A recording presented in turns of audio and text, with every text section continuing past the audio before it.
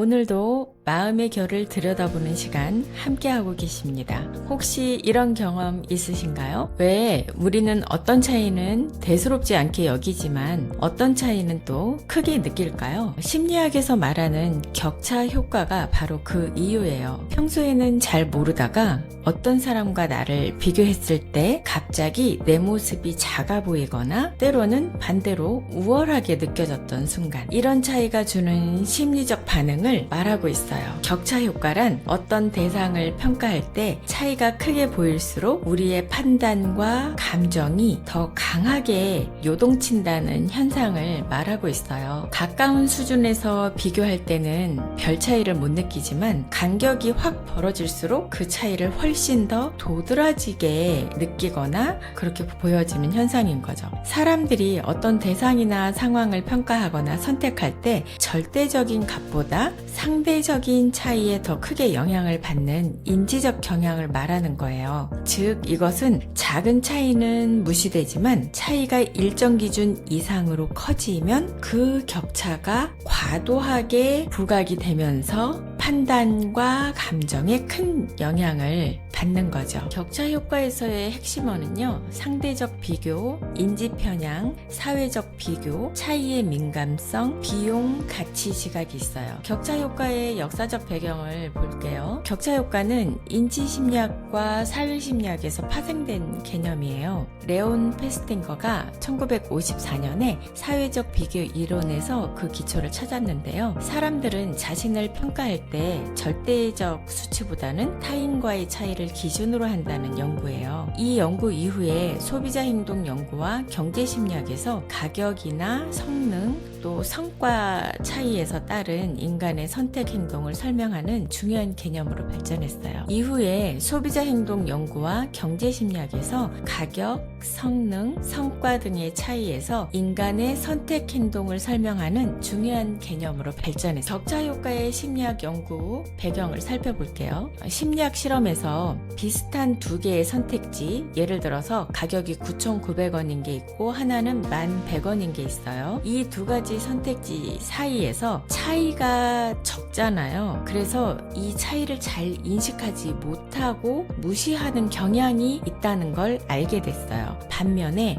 차이가 큰 선택지, 예를 들어서 하나는 10만 원이고 하나는 50만 원이에요. 이 두 가지 선택지에서는 훨씬 강하게 반응하는 경향이 반복적으로 확인이 된 거예요. 그래서 차이가 클수록 격차를 강하게 체감하는 경향이 있다, 이거를 알게 된 거죠. 그리고 사회심리학적 연구에서는 동일한 성과를 가진 사람도 나보다 조금 잘하는 사람보다 압도적으로 잘하는 사람과 비교했을 때 더 큰 좌절감이나 동기부여를 느낀다는 결과가 보고됐어요. 실력이 비슷한 선수일 경우 누가 더 낫다, 누가 더 못한다, 이것을 알아차리기보다 세계적인 스타의 선수와 일반 아마추어를 비교를 하면 그 차이를 압도적으로 느낀다는 거죠. 쇼핑할 때도 마찬가지예요. 비슷한 가격대의 제품들을 놓으면 그 차이를 크게 느끼지 못하지만 가격의 차이가 확 다른 상품을 보면 와, 이건 너무 비싸다, 이건 싸다 라고 이렇게 단번에 인식하게 된다는 거죠. 이런 점은 인간의 두뇌가 차이를 선형적으로 인식하지 않고 비율적으로 또 상대적으로 과장해서 지각한다는 점을 보여주고 있는 거예요. 격차 효과의 심리적 배경을 말씀드리면 세 가지로 말씀드릴 수 있어요. 인지적 배경, 정서적 배경, 사회적 배경인데요. 우선 인지적 배경은 인간의 뇌는 차이를 효율적으로 탐지하도록 진화되어서 위험이라든가 나한테 이득이 되는 것을 신속하게 판단하는데 도움이 되는 거죠. 정서적 배경은 차이는 곧 나의 위치, 자존감, 생존 가능성과 직결되기 때문에 감정적 반응을 강화하게 되는 거예요. 사회적 배경은 비교를 통해서 계층이라든가 자신의 지위, 소속을 파악하는 그런 과정에서 차이의 민감성이 강화가 되는 거예요. 격차 효과의 심리적 원리는 지각의 상대성 원리예요. 사람들은 절대값보다는 차이의 크기와 맥락에 민감하게 반응을 해요. 그리고 손실 회피 성향이 있어서 작은 손실은 무시할 수 있지만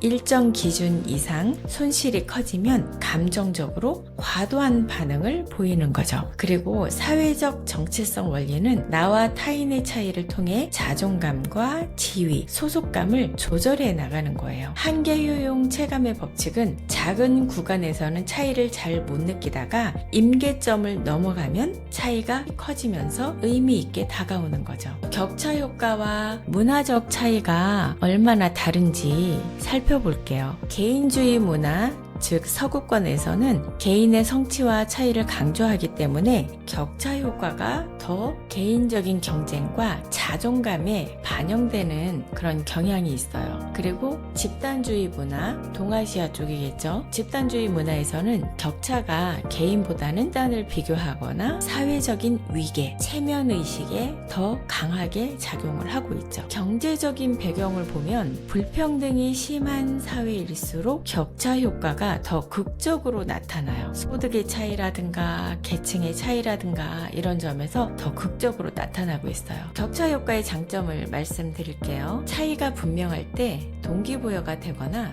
더 나은 선택을 쉽게 하게 되는 거예요. 예를 들면 학습 동기에 대한 부여 측면에서 보면 큰 차이는 자기 자신을 개선하려는 욕구를 자극할 수 있어요. 그리고 빠른 판단이 도움이 되겠죠. 효율적으로 선택지를 구분을 할 수 있으니까. 그리고 사회적 기준을 형성해 나가는데 도움이 될 거예요. 차이를 통해서 자신의 위치를 인식하고 방향을 잡을 수 있거든요. 격차 효과의 단점과 한계점을 살펴볼게요. 지나친 비교로 인해서 열등감이라든가 자기 비하, 또 소비를 왜곡할 수 있어요. 열등감이나 자존감이 손상되는 건 매우 큰 차이에 압도되기 때문에 좌절을 하거나 무력감을 느낄 수 있어요. 그리고 왜곡된 소비와 판단을 할 수 있는데 실제 가치보다 차이의 크기에 과도하게 휘둘리게 되는 거죠. 사회적 갈등은 격차가 지나치게 부각이 되면 계층이나 빈부 간의 갈등이 더욱 심화가 되는 거예요. 상대적 기준 의존성은 절대적 성장이나 가치를 평가하지 못하고